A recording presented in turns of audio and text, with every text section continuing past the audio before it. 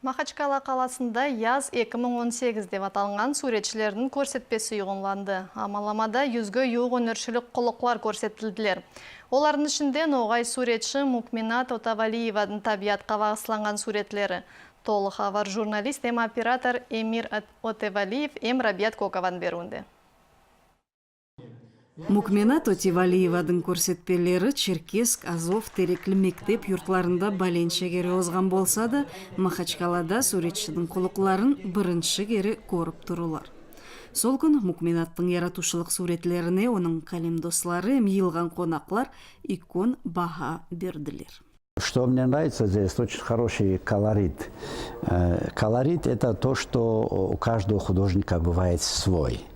В остальном все предметы могут быть, пейзажи, природа может быть по-разному написано. Но вот колорит, вот это есть индивидуальность художника, свой колорит. Вот сочетание вот этих цветов, как он гармонично их преподносит и показывает. Меня радует произведение наших художников, меня радует, что они любят то, чем они занимаются.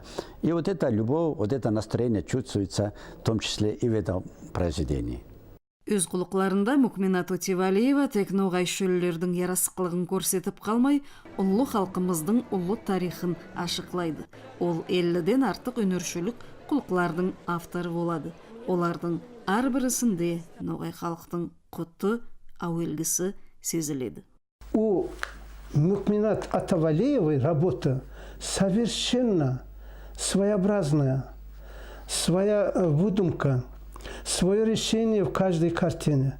И каждая картина сразу видно, что это нагайка. Это нагайская природа. Это нагайская земля.